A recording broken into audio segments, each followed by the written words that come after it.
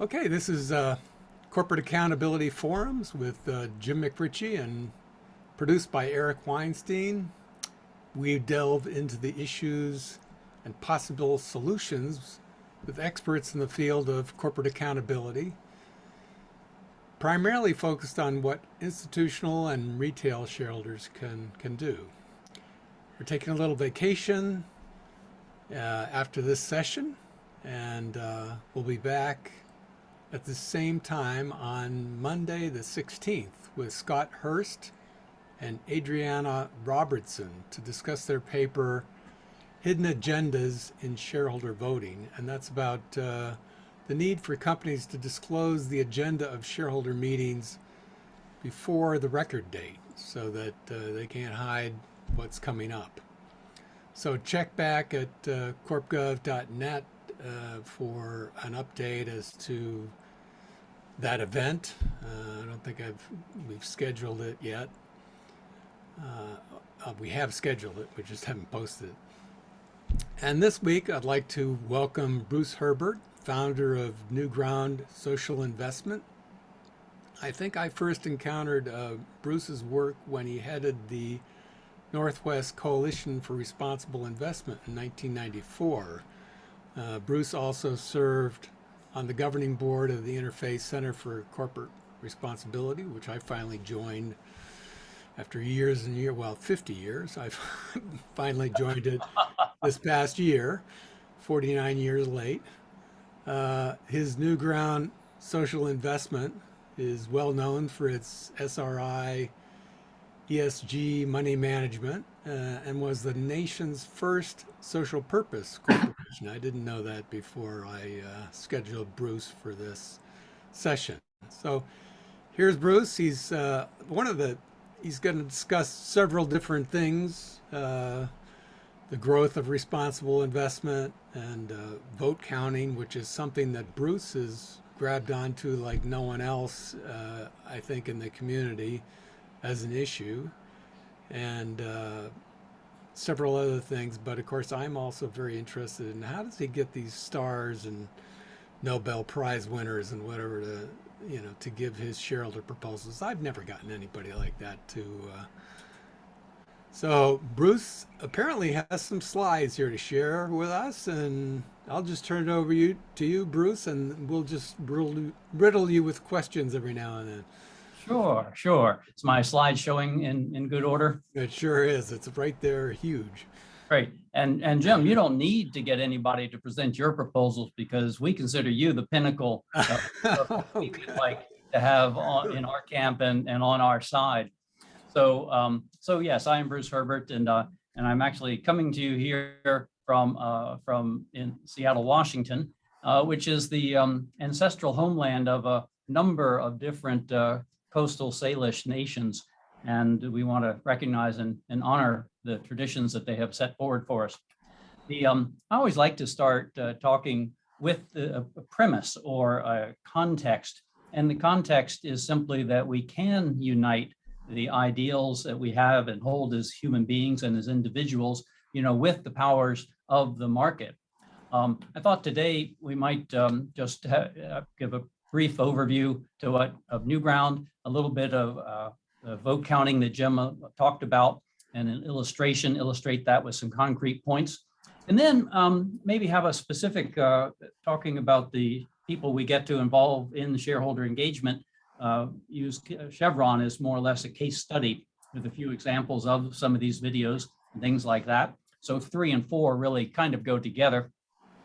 And then I've been really involved in this since 1986 and helped to co-found and was the first director of that Northwest Coalition for Responsible Investment starting in 94.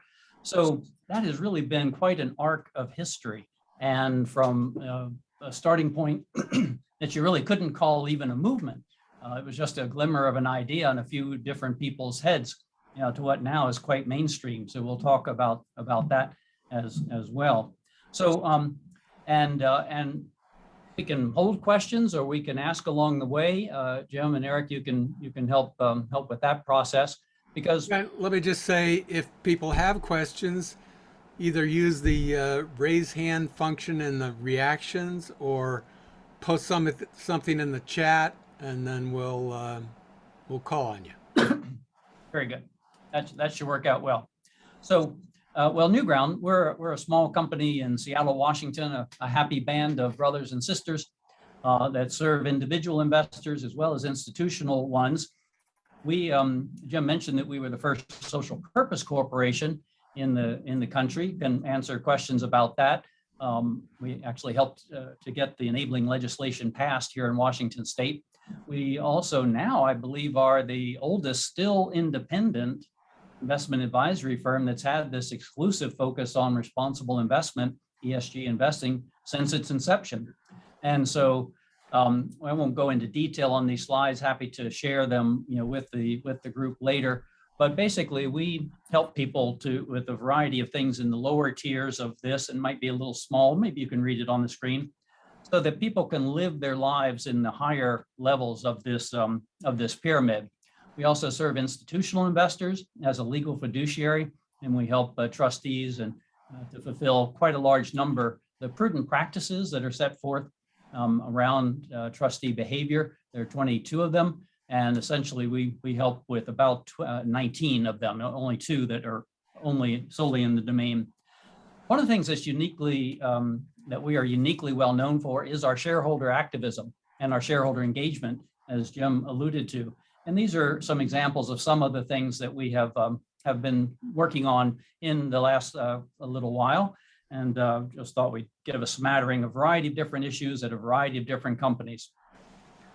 And so I thought we'd start just by talking about something that's near and dear to Jim's heart, and that's corporate governance and how votes are counted in America. I hope everyone is sitting down, because it might come as a surprise that there's actual vote manipulation going on in the hallowed halls of corporate America. And this came to my attention when we filed a shareholder proposal at Plum Creek Timber, which is now a part of Weyerhaeuser. And it was a political disclosure shareholder proposal. And at the annual meeting, the company reported out with a totally straight face that it got a 6% return. And I thought, well, that's not, you like a higher return. This was some years ago. But according to the rules that are promulgated by the Securities and Exchange Commission, if you get only 3% in the rules at that time, if you get 3% in the first year, you qualify for resubmission automatically the subsequent year. And so getting 6% in the first year out meant that we could come back again and continue the conversation and have it in the proxy. So that at that time was considered a success, a movement forward. And it wasn't until about 3 months later. Now there's a much tighter reporting requirement, but then it was a full quarter later before the actual raw vote numbers came out on that report, on that annual meeting. And it was the IRRC, the Investor Responsibility Research Center, that published an annual review of the proxy season. And our shareholder proposal at Plum Creek was had gotten the highest vote of any shareholder proposal on any topic, governance or otherwise, in that year. And it hadn't gotten a 6% vote. It had gotten a majority vote, 56%. And so that caused me to say, my golly, what's going on here? And that's when I learned about vote counting formulas. So on the screen, you'll see what was, I emphasize the word was, the most classic formula.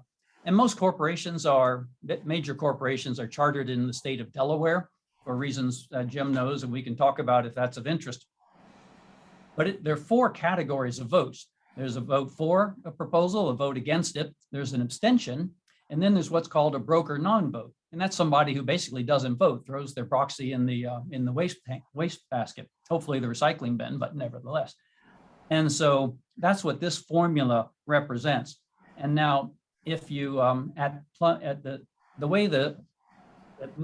some companies count this way, and the simple majority, which just has appeared in the middle of the screen, the Securities and Exchange Commission, for purposes of determining eligibility for resubmission, requires counting via a simple majority. And that's just the for and against. So only 2 of those 4 categories of vote. And so at Plum Creek, you can see what the vote tallies were about 9.7 million, for, and 7.5 against, and that adds up to 100%. But when you add all four categories, you can see how the for votes are only 5.8%, rounded to 6. If you take it over to the other side on a simple majority, and you take those same, same vote tally numbers, you end up with a 56% vote. You can see the difference is quite staggering. It's a 50.4% difference between how the company counted the vote versus what the vote really was, if you consider just the people who were actively informed and voting, not the abstentions and not the people who even just threw their proxy in the trash can. So there are a number of ways that votes can be counted. You can count with abstentions or without. You can count broker non-votes or without. And all of that is governed by state law. And Delaware had the most lax and permissive standards, so companies could do anything they wanted. And as shocking as this was, what also surprised me was to find out that a single company wouldn't just adopt one or another vote counting formula. They would use different vote counting formulas in different parts of the proxy.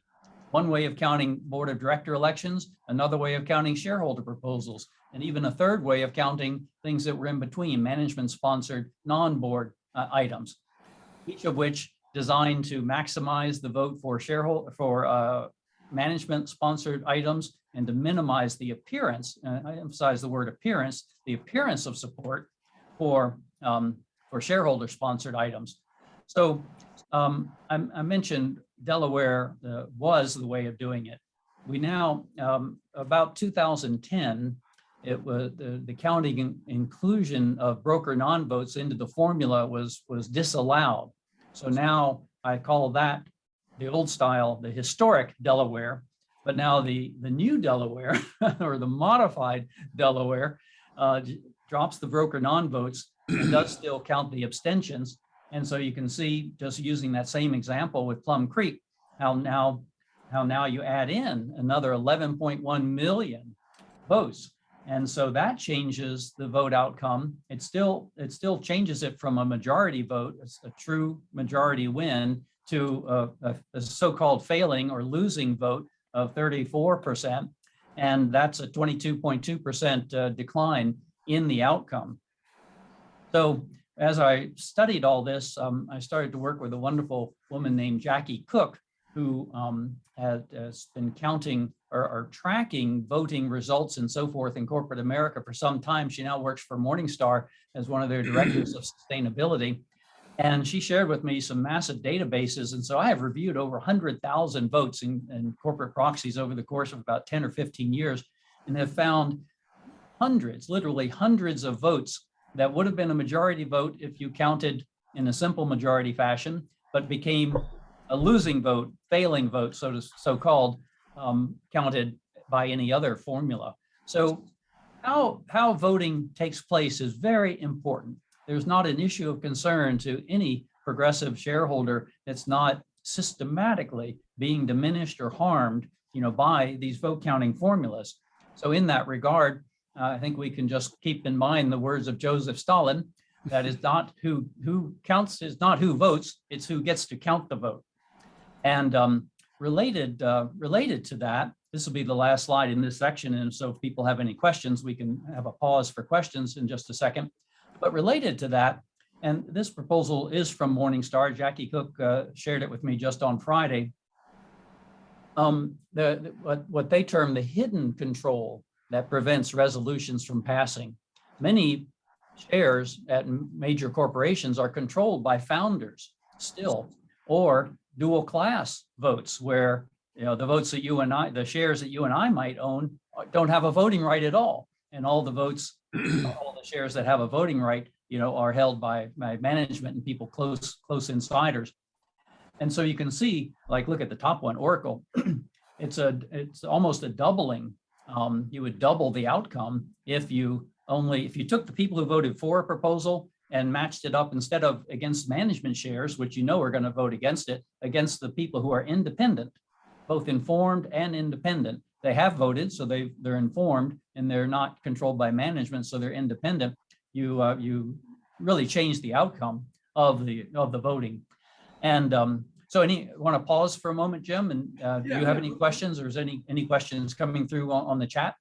Well, I certainly have questions, so I welcome questions in the chat. And I think I've asked you this before, but I forget. So, is anyone keeping a list? So, do companies? Two questions here. Do companies change their practice, from one season to the next, and then is anyone keeping a list of companies that use these practices to basically miscount the vote? Are there certain, like, do we know, okay, Amazon does it, but somebody else doesn't do it, or, whatever? Is there any kind of record like that? There is not a really good record. I have amassed quite an array of companies, a list of companies that do it one way or another. But that hasn't been formally published. I share it with colleagues and so forth. And I'd like to actually started talking with Jackie about getting an up to date list. But so that was part of your question. One question was whether companies change, and they do change. We filed a number of shareholder proposals at companies asking them to change their voting standards, and a fair number have. Relative to the number that we filed, it probably falls into the 20% range so far. And then let's see, was there a third part to your question? I forget. Well, there is a third part, but I didn't ask it yet. But so your proposal didn't get no action, right? It just, I think a lot of people, I think, looked at it and kind of, what the heck is this? But it passed the no action. Yes, like a lot of new proposals, when you first present it, right, it's new and novel, and it gets almost automatically challenged. Right. So the early versions had a fatal flaw. Some little tiny bit of language. Okay. It really was about half a sentence. So the very first year, I did have to do a strategic withdrawal of some of the proposals. But then, and Chevron was really the most vociferous, one of the most vociferous in terms of attacking it, and both attacking it as a concept, but also attacking the fact that we as a money manager could act on behalf as an agent on behalf of any of our clients. And so we actually have been successful in setting several precedences at the SEC where we would defend ourselves through what's called the no action challenge process. And we would state, we are putting this in as to establish a precedent, and then the SEC would side with us. So now it's an established part of the corporate governance canon, so to speak, and it's considered unassailable and safe at the SEC. Well, I think this is so important that I would file, shareholder proposals at every one of my companies, where it applies. So I would like to work with you and Jackie or whoever to try to figure that out. So we got Sergio and Christina up next. So we'll start with Sergio. If you'll unmute yourself. Nice hat, Sergio. Can you hear me? Yes. I'm trying my best from my phone. Thank you so much for hosting this, James, and I find this extremely fascinating, of course. So I guess I have the third part of your question, but maybe it was actually different. But what I was thinking is there any instance in which counting was done differently for different proposals or for different items on an agenda? So is there any example of shareholder meetings in which counting was done with two different methodologies just to sort of arrive to two different conclusions? And then the other question is just a question of somebody who has a vested interest in studying shareholder meetings, which is there any form of this presentation, any written form of this presentation, maybe an article or a report or anything that can be cited to? Yes. I'll answer the last part first. There have been several articles written in corporate governance magazines and different things, as well as ISS, Institutional Shareholder Services, has covered it, and some newspapers have covered it. And I'm happy to share a few of those. I don't have them right at the tip of my fingers, but I can share it with Jim, and that can be shared back with you. And in answer to your first question, Sergio, yes, companies have used different formulas at different places in the proxy. There really are kind of three categories, or maybe four, depending upon how you look. There's the board of directors election.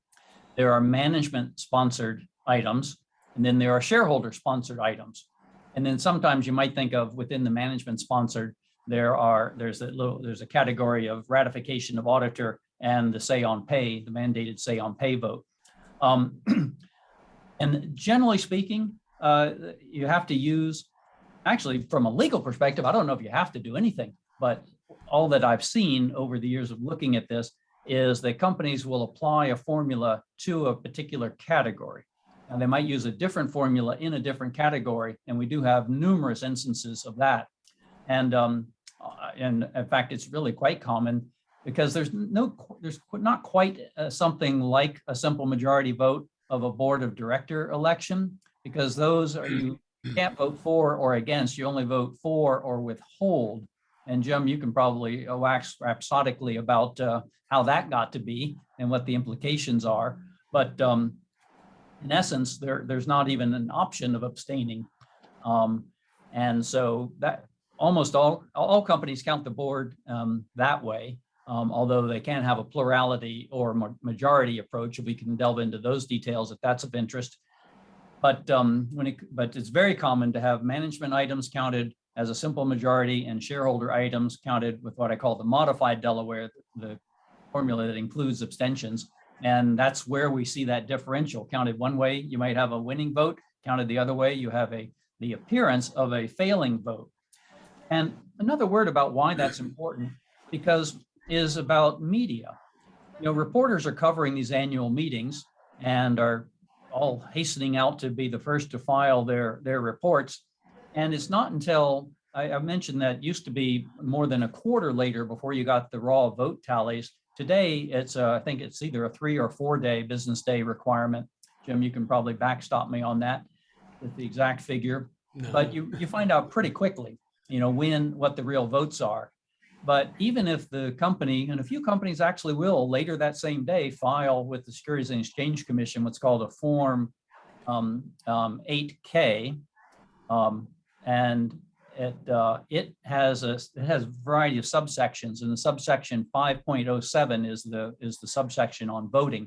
So if you look for the 8K 5.07, you'll see it. And even if that comes out later that afternoon, reporters have already filed their reports. And at the annual meetings, you know, companies will say shareholders resoundingly rejected this proposal, or some version of that, however they want to spin it for their own benefit. And no reporter, I've gone back to reporters numerous times, dozens of times, no reporter has ever changed their story, you know, to correct it or to amplify it, or even add a codicil at the end, like, oh, look what we found out, you know, what the company said versus what the reality is. So we haven't had any of that happen. So real quick, back to your question, Sergio, if you go to the post that I put up at corpgov.net about this forum, towards the bottom, Bruce Herbert for extra credit. Yeah, and I reference a previous post that I did, and you'll find more information there. But if Bruce sends me links to papers and whatever, I can send them out to you. So, Christina. Thank you so much. Yeah. Good questions. Hi, everybody. Hi, Bruce. Hi, Jim. Hi, Christina. It's good to see y'all. Yeah. And thanks for having me. From the South, like I am, I say y'all too. Well, you know, I've been down here. I'm at LSU, and so I've been in the South since 2006. But I'm from Jersey originally. So radically different, but I'm used to saying y'all now. So my question, I guess, might be more of a comment, is that what we in academia see, and I mean, at least I tell my students, and in the research that that I've seen and that I cite to, is that retail investors tend to vote the way that management suggests and recommends. But it seems like what you're saying here is that if we take out the large stakes by insiders, the parent holdings, then that research is completely false and inaccurate. Is that essentially what we're getting at here? And then the other thing, comment, is that, and I understand that this will include institutional votes, of course, but it seems that when we have, I think it's retail investors are only holding about 29%, well, they hold about 30% of the outstanding shares of generally of companies, and that the research shows that of that 30%, they're only voting 30% of their shares of their holdings. So it sounds like, though, despite the low turnout, that there is a huge amount of support for these items. Am I interpreting this correctly? Not looking at the numbers that you're looking at, but but I would say possibly. It depends upon what the reports are, how they're stating things. If they're going to raw data and just looking at for and against, then that's a very fair way to approach it. But it does bring up the fact that the deck is really tilted quite a lot against the average shareholder. First off, there are a lot of shares that are held, institutionally and by founders and descendants of founders and things like that. One little quirk that the law is that there could be, for instance, a large ESOP plan, an employee stock ownership plan, owned by the employees for the benefit of the employees, but management still votes the shares. So a unionized company could have a large portion of shares voted against itself, even though it's their own shares, not collectively, but individually in that ESOP. But management also has what I call a bully pulpit, because shareholders do tend to trust management, and not surprising, you buy the company because you have confidence in management and their ability to do well. But then the structure, and Jim can tell you a lot about this, the structure of the shareholder engagement process, shareholders are limited to 500 words. And it's really actually hard to kind of condense all that. It's quite an art in and of itself to write a compelling and informative proposal in 500 words. Companies can challenge that at the SEC and try to knock it out. And we were talking about that. That's the so-called no action challenge. But, and then companies can write what they call a statement in opposition, and they can write as many pages as they want to, have all the graphs, have all the details. There's a variety of different ways. But then in the individual investor's hands, there are, I counted it up one time, I think there are 4 different calls to action, if you will, where the first thing, you get your ballot, and of course a shareholder who just recycles their proxy doesn't even count. If abstentions are counted in the formula, well, that vote, it's just math. It's simple math. If abstentions are in the formula, it benefits management. There's no slicing or dicing it any other way. So there's that. Then the proxy card says, mark here to vote with management on all items. Well, a lot of people just do that. They want to fulfill their civic duty, feel like they're a good corporate citizen, and do their voting, but they just vote with management. But even if they don't do that, then you go down into the proxy, and there is an item. There's a board recommendation on each and every item. So when you get to every shareholder-sponsored item, it says, the board unanimously recommends a vote against this item. And then you read through the item, the shareholder proposal, and then they have the statement in opposition.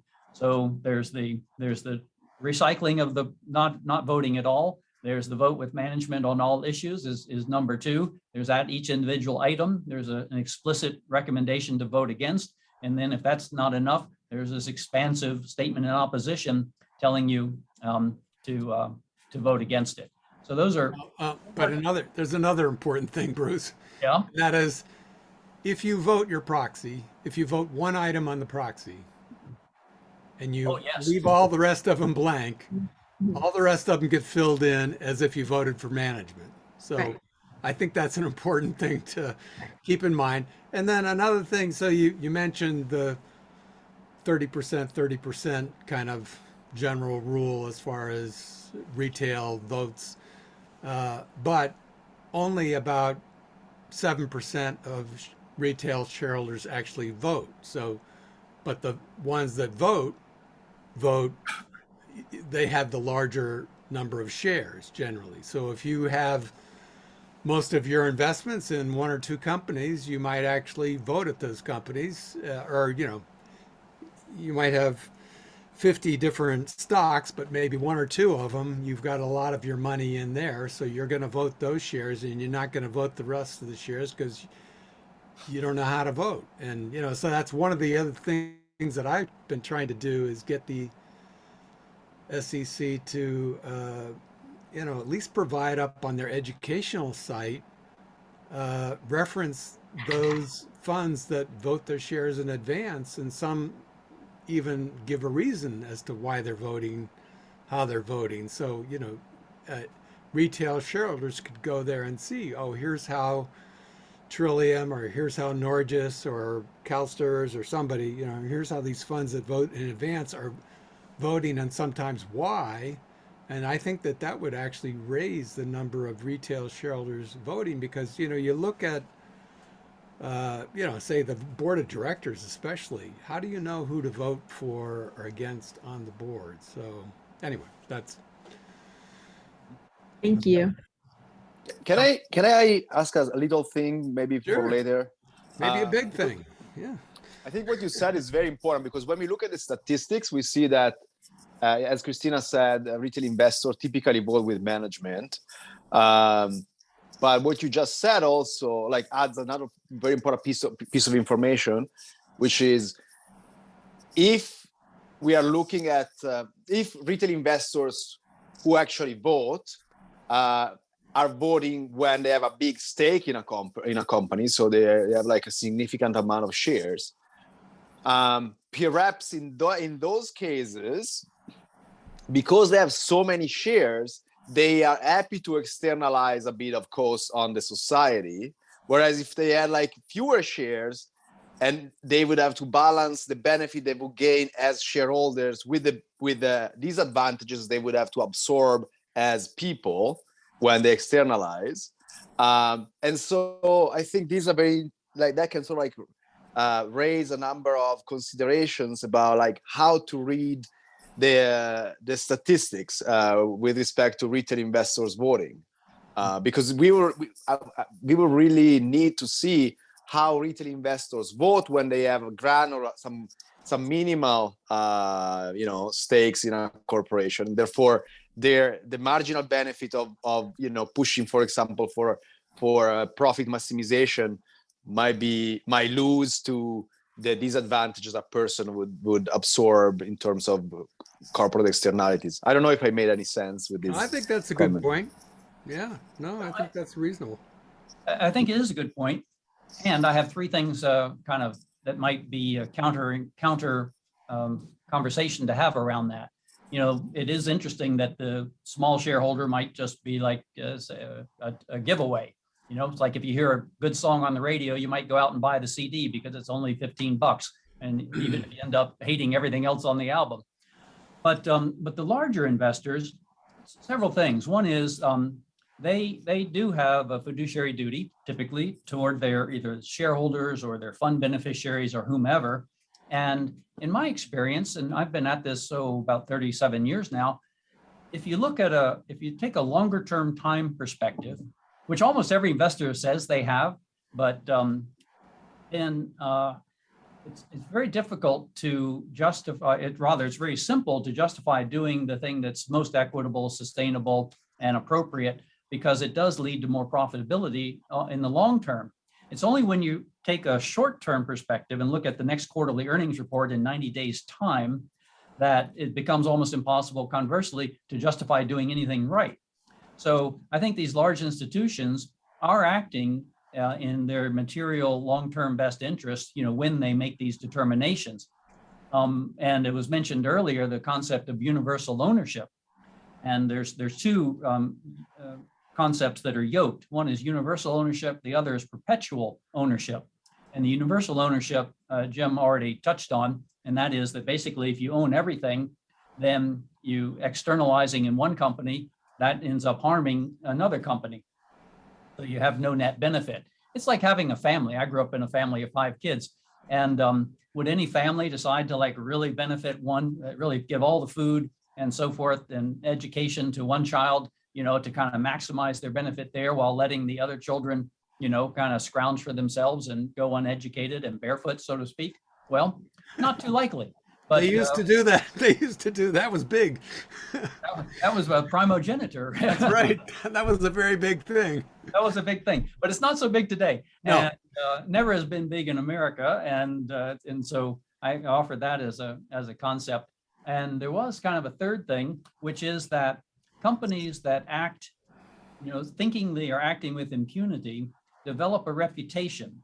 And that reputation in the age of social media in particular is foremost. It's front and center and really in the minds of who?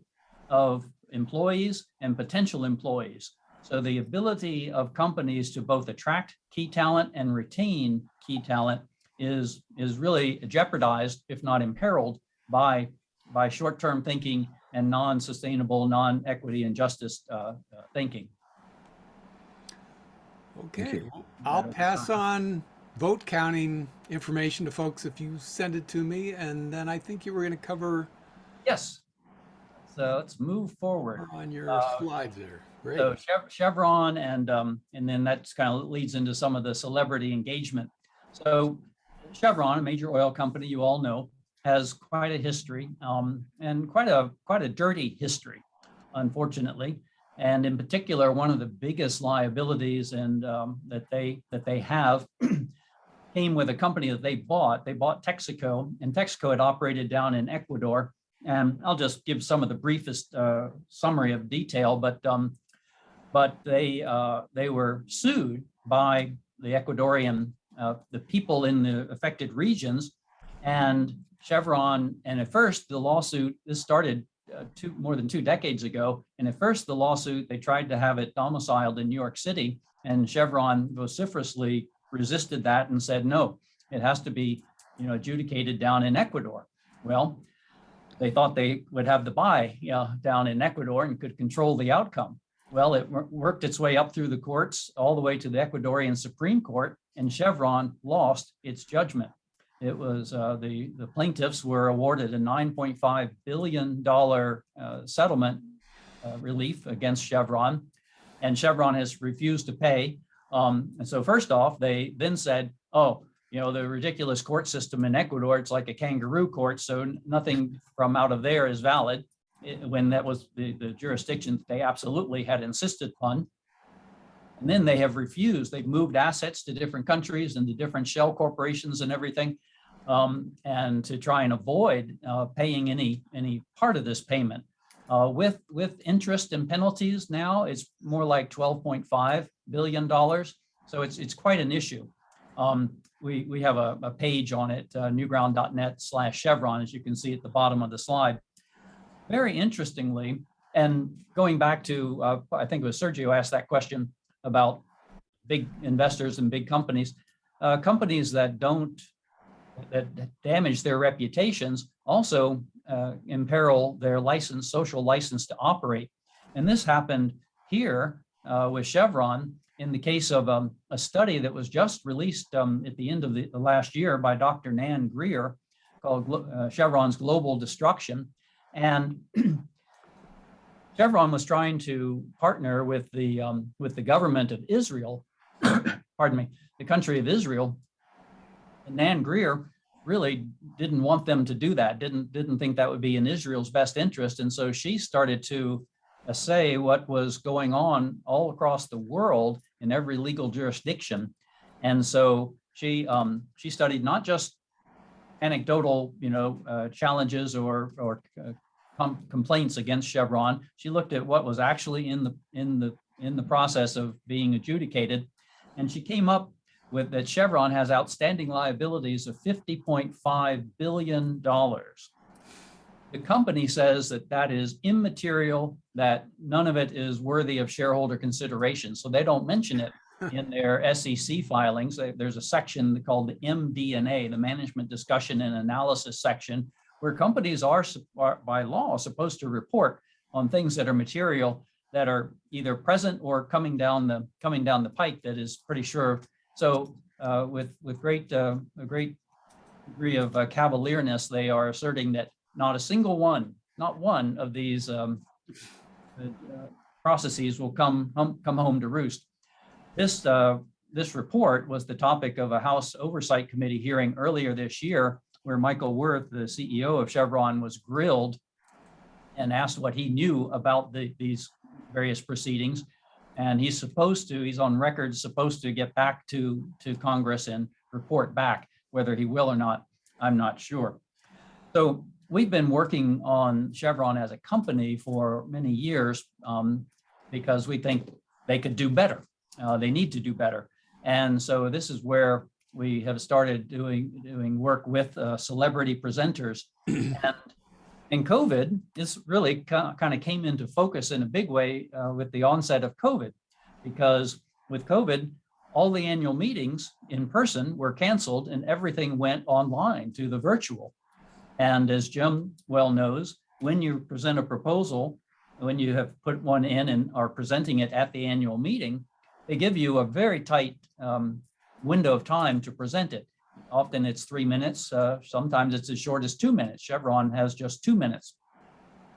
And so you're not going to get any notable person to fly across country, to go down to San Ramon, California, drive out to the Chevron headquarters and stand up and give a 2-minute presentation and then, trace their way all the way back home. That's just not going to happen. But with the virtual presentation online, we were able to make relationships and also had people seeking us out because we had started to do this. And when you do one, others see it and then come along and ask about the issue that they're interested in. And so we've had a number of Nobel Prize winners and celebrity actors, as well as activists, important activists from around the world, who have taped videos for us. And so most of the time, sometimes you get to show the video in the annual meeting. So far, technology, most companies only allow the audio portion. We'll present the audio portion, but then have the video portion, to use with social media and building awareness campaigns and so forth. And so one of the first ones we had was with Alec Baldwin. And let me see, for some reason, these next slides I couldn't embed into PowerPoint. So I'm going to have to switch over to a different program to show that. Oh, that's not it. Oh, I had it all queued up, I thought. Where is it? My apologies. Something went wrong with Alec Baldwin. The what? I believe something went wrong with Alec Baldwin. Oh, yes. Yes. Tragic. Yeah, this was back when he was still in everyone's good graces. Yes. But just kind of a funny, you kind of work with the celebrities. And I'll have to say, everybody that at the outset, everybody who had worked with celebrities before told me, oh, expect it to be the most frustrating process. All good intentions aside, they want things their way. They'll be argumentative. They'll tell you how to do stuff. And I didn't encounter any of that.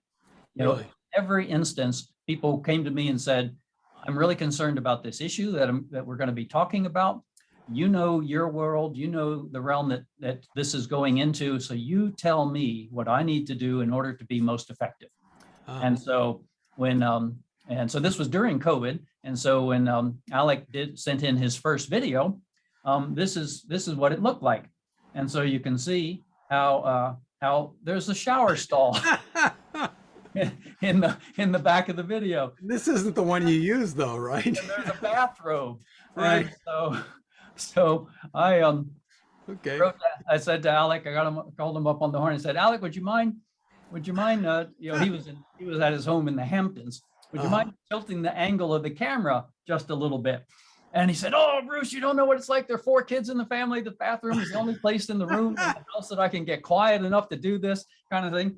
I said, I understand life is tough in the Hamptons. but please, change the angle of the camera just a little bit. So he changed the angle of the camera. You know what he has? Oh yeah, okay. Now that's one. But that bathrobe is still there in the corner. And there's a shirt, crumpled up on the counter that you can still see. And so we asked him to and it was a little blurry, maybe it was a little too close or something like that.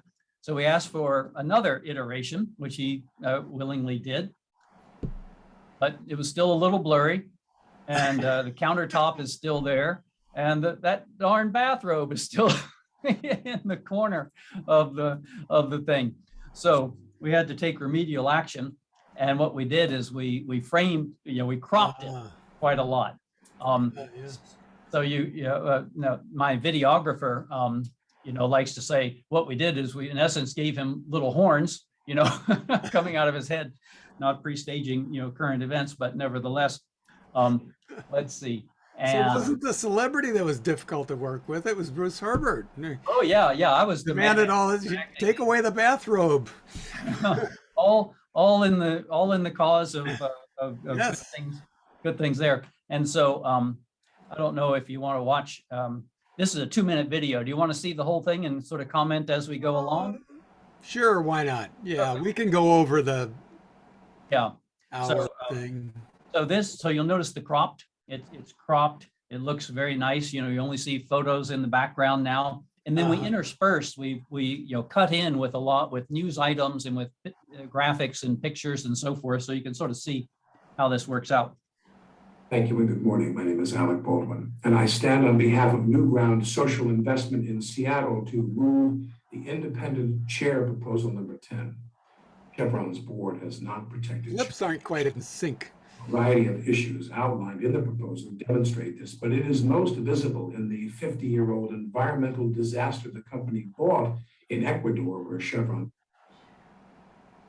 has more than $9.5 billion in liability, ignores human suffering, and uses shareholder money to personally attack the Ecuadorian's attorney, Stephen Donziger. 4 key elements to remember. Number 1, none of the cases Chevron cites absolve it of cleanup liability. Even the Kaplan RICO decision states that. Number 2, after Kaplan's RICO decision, Chevron's key witness under oath reversed his testimony, admitted to lying on the stand, and confessed that Chevron had coached him and paid him several $1 million to give fraudulent testimony. Number 3, Judge Kaplan has since been reprimanded for judicial overreach, and the private law firm he appointed to prosecute Donziger lied about having previously been on Chevron's payroll. Number 4, 29 Nobel laureates recently signed a letter that urges cleanup and denounces Chevron's unprecedented actions against Donziger. The tide of public opinion is turning. No company can perpetually avoid consequences. Harvey Weinstein thought that through intimidation and litigation, he could avoid justice, but he now sits in jail. Chevron seems like the Harvey Weinstein of petroleum companies, and shareholders should be terribly concerned about a corporate strategy that appears to depend on luck not running out. Shareholders would have benefited had Chevron properly addressed its obligations when buying Texaco, but then, as now, the company didn't have adequate insight or oversight, which is why I encourage a vote for this independent board chair proposal. I've never seen an independent board chair proposal, anything like that. It's independent board chair proposals are generally pretty darn boring. So you've made it pretty interesting there, Bruce. And I think that the video I've seen on your website doesn't, this time I picked up a bunch of, I don't know, echoes or whatever. So I don't think that's on the original. No, the original it was probably an artifact of trying to put this into a PowerPoint slide. Yeah, could be. Yeah. And I'm actually not sure. So, if anybody who knows a lot more about this can coach me afterwards and offline. But I don't know how much you're hearing the audio from the video that I embedded in the slide versus from my own speaker here sitting on the desk. So yeah, maybe. Kind of, yeah, that could be the feedback thing. Yeah, that could be sort of the feedback thing. Jody Williams is a Nobel Prize laureate, and she's the one that orchestrated that activity. At the time that this was done, there were 29. I think it's approaching, if not over 100 Nobel laureates now, as well as a variety of human rights, some of the most celebrated and best known human rights attorneys around the world are all working on this case on behalf of Stephen Donziger. But Boy.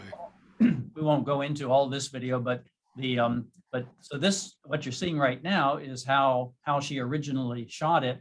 And it was, so, you know, lots going on here. A lot of background confusion, blurry. She's looking down and sometimes actually, you know, her chin dips below the bottom line of the thing. So, good morning. So what we had to do with this one was basically just have all cut-ins, you know, have this as a static and then have a variety of other things Good morning, I'm along the Jody way. Williams. I'll just, Nobel Dorian judgment against Chevron So to there's reign that. for cities where we work. Chevron's actions in Yeah. so we just cut through and went in that fashion. Economy of Francesco is a global organization of young economists and change makers that was chartered by Pope Francis about 3 years ago. And so last year we did a shareholder proposal that was presented by different members. I think it was 8 different countries. So this presented an entirely different set of issues because we had 8 different videos coming in from different people, multiple takes. And there was one particularly funny kind of a blooper that I can share with you. But so here you can see. Good morning, my name is Maria Virginia of the Economy of Francesco, and we stand on behalf of the Newground Virginia of the Economy of Francesco. So you can see that there's the background, the washout, the background noise and so forth. You know, this woman was in Vatican Square. Invited fossil fuel industry leaders to a conference. And you hear the horrible background noise and everything. And then, oh, shucks, went one too far. Let me see if I can get over here. The very funny outtake at the end is this woman. To more fully address its environment. So she's talking to the board about undressing their environmental responsibility. Allow the word to more fully address its environmental, social, and governance duties. And you can also see, you might have noticed the light changing on it in the background. So this is how it ended up. Good morning, my name is Maria Virginia of the Economy of Francesco, and we stand on behalf of the Newground Social Investment to move the independent chair proposal number 8, which seeks greater objectivity, responsibility, and judgment in the board's operation. The Economy of Francesco was chartered by Pope Francis to transform the economy, giving it a new soul. Its community consists of economists, entrepreneurs, and change makers from around the world. In 2018, Pope Yeah, went backward too much. So you can see we cleaned it up. We gave titles to people. We gave little flags to show where they were from. We were able to dampen some of the background noise and a variety of different things like that. Good morning. Prize lawyers have signed a letter that urges cleanup in it. This man had been so washed out, his face was almost black. So we were able to, I say we loosely, I have a videographer friend who's Leif Utney. A lot of people on the line might know the term, the name Utney from the Utney Reader, and this is Eric Utney's son. Oh, really? Good friend, and he does things for us. So, and an end to legal action against the Ecuadorian attorney Stephen Donziger. 6 members of Congress recently petitioned Attorney General to investigate and take over the case. We asked Chevron to make meaningful contributions to the energy transition by setting clear 2030 targets, as Total, BP, and Repsol are doing. We remind the audience that Chevron is facing a $9.5 billion liability for pollution in Ecuador, has spent $2 billion on legal moves, but only $13 million on cleanup. Our shared enemy is pollution, not human rights lawyers, the afflicted people, or the advocates. Pope Francis highlighted this to energy executives in 2018 when he said, "It is my hope that having demonstrated innovation, creativeness, and professional expertise, that you would use those skills for 2 urgent needs of the world, the care of the poor and that of the environment." The Pope's attention. We had a fun one with Susan Sarandon. I'll show you the blooper or the end. The world or their advocates. This is the very end. So look at the reflection in the picture behind her. Yay. So Yeah. so she was pretty tired at the end. Good morning. My name is Susan Sarandon, and I stand in support of two resolutions. So Yeah. so that's some of that. And So but- is this getting any press? I mean, it seems like these are great videos. I'm just wondering if it's getting covered on the news, or it just seems like this should be the wave. Christina, you need to write about this or whatever. Turn everybody onto this stuff. We're doing it. Sergio and I are doing it. We're definitely including it in this new article. Okay. Well, that's great. Well, happy to make make original, cuts of these things available, so we don't have the latency or issues, if any of that would be of use or interest. Thank you. Well, what it does, Jim, is, so far, first off, there's been some uptake. A number of nonprofit organizations have used them to good effect in their campaigning and fundraising and awareness raising, but it hasn't so much been in the majority news.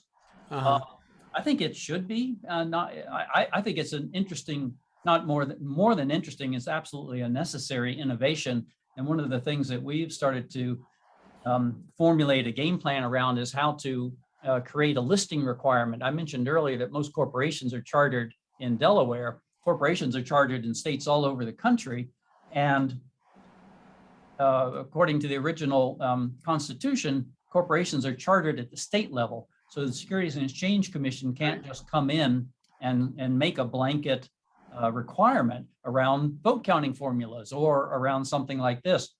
But I'd like it to become a New York Stock Exchange listing requirement, as well as NASDAQ, that companies always allow have a hybrid meeting, an in-person meeting, and have a virtual participation, and always allow not just audio, not just phoning in. You and I have both phoned in to a lot of meetings probably, or just be able to provide an audio rendition, but actually require them to allow a video, because something like this does a lot more to inform and inspire and educate an audience than just a written page, kind of read out loud. Right. And other advocates have been very, look at the ones, there've been a few interesting ones done for Amazon's annual meeting. Pardon me. At Amazon's annual meeting that have incorporated quite a number of videos that have incorporated quite a number of workers. So it actually allows the voice of the underrepresented, if not outright ignored, to take part and be there. So we would like to see this become not just something that's useful or interesting, but something that's actually mandated as a standard moving here forward. Yeah. Well, it's hard to believe that they would do that, though, because now the stock exchanges are profit-making companies, and they not like they used to be. So they're looking to lower the standard as much as possible to get in more customers or whatever. So well, that is the truth, and it's also true that in 2010, the New York Stock Exchange forbade the counting of broker non-votes. And then more recently than that, so that's NASDAQ good. created a listing requirement for diversity and women on board. So there are instances of that. Yes. All right. Thought I might share just one more little video, just to show something about. There's a fun part at the end that talks about the benefit of having a good videographer. So this goes on and on with all the things that we've done, but maybe you heard the little boink boink boink sound. Huh? Oh, that's how that was created. I might just quickly talk about the arc of change that I've seen in the close to 30 years of doing this, or more than 30 years actually, 29 years at Newground, and even before, because I started focusing on responsible investment in 1986. And many of you might have seen this wonderful slide. Every 2 years, the Social Investment Forum does a study called the Trends Report. And this shows the growth in ESG investing, from 1995 when the first trends report was done. It's released every 2 years in around October or November of the year. So the next one will come out later this year. You can see how we might describe this as almost a hockey stick level growth, to where now it's close to $1 in $3 that is professionally invested, is invested with some degree of responsible investment awareness or motivation guiding it. And part of that is because of the old myth about underperformance. And so back in 1990, what was then called the Domini Social Index was created, and it was created to be an apples to apples comparison to the S&P 500. So in terms of methodology, to be identical to the S&P 500, except for the inclusion of a variety of social and environmental screens. So you can see how it's now changed its name to the MSCI KLD 400 index. So I just wrote ESG Impact Index for short, but you can see the full title down at the bottom. And so it has outperformed over the course of its history. The fact that it's been so close, those two lines are so close mirrored to each other, indicates that it was successful in its attempt to be an accurate comparison. And then most people are not aware. Impact investing is often described as a three-legged stool, whose legs are screening or avoiding companies an investor may not favor, microcredit community impact investment, for which Muhammad Yunus was awarded a Nobel Peace Prize in 2006, and shareholder engagement, which is using our rights as the stockholders of a company to pry open that boardroom door, if you will, to the ideas and conversations that are not routinely entertained there. This three-legged stool rests on a floor of policy work, lobbying to improve the rules of the game so as to be more fair, inclusive, and sustainable for all. So those three levels sitting on a floor of policy work are the areas that have grown so dramatically that we saw in that earlier slide. And some years ago, 10 or 15 years ago, a study was released that indicated that only 50% of people in the entire country, this is an American study, in America, had even heard of responsible investment. Probably then they used the term SRI, socially responsible investment. And of that 50%, almost all, 98% of them thought of it simply as screening, avoiding a company, selling their shares, out of the portfolio. And if you really think about it, companies that are engaged in questionable activities or behaviors, they would like nothing more than if anyone who questioned those activities sold their shares and never darkened the doorway again. So that's where people like Jim and other folks who have been on this series, like Tim Smith and folks like Newground, we use our rights as shareholders to pry open that boardroom door, as was said, to have these conversations and to really talk about the win-win outcomes that are possible when companies do have hew to a higher standard. And the proof of the pudding is in the eating. It has really grown in terms of dollars invested. This graphic shows the very recent from the proxy preview people, shows the distribution of topics. And then, this slide, which I just got on Friday, gives an update on the proposals. Oh, that's not the one I meant to have. Sorry. There was the great one that's talked about the phenomenal rise in majority votes. Right. Which, you've been responsible for a lot of them. Oh, I did capture that. That's the next slide. Uh-huh. So you can see that as well has almost a hockey stick type trajectory to its growth. And companies are starting to listen, sometimes reluctantly, but I think Tim Smith mentioned in an earlier forum how important persistence and sticking with it in a faith-based setting. You would talk about abiding with a company, abiding with a process of engagement.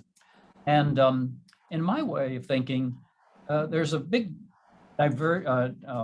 dichotomy between engagement and avoidance, and the divestment movements are part of that. But so far, no one has handed me a magic wand that I can just wave and have a company turn into a perfect being. And it's not surprising that companies aren't perfect because they're made up of people. And present company accepted, none of us is perfect.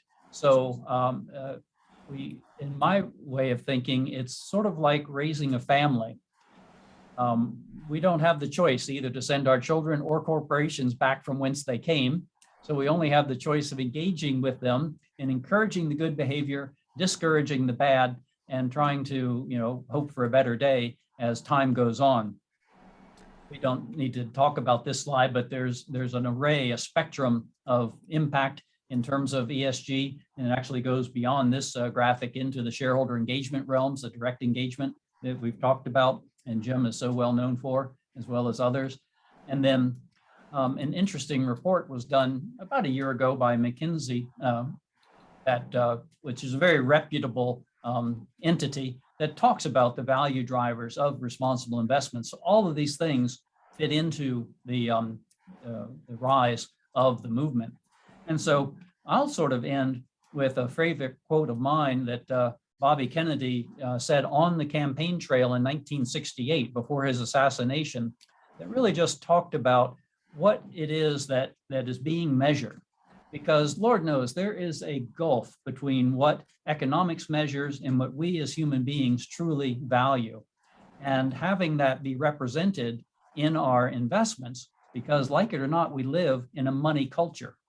And so when we live in a money culture, we have to, when in Rome, do as the Romans do, and use that money, use those points of leverage to affect positive change that will really be to the benefit of us all. So again, happy to share these slides, happy to continue in conversation and answer questions. And it's been terrific being together. And I really, Jim, appreciate the invitation. Thank you. Bruce, you do fantastic work, and I don't know how you can do it when you look at scenes like this out your window, whatever. It's just incredible. But you have to keep those blinds shut, I guess, and focused on your computer. But you've been quite an example for all of us, and I thank you very much for coming on and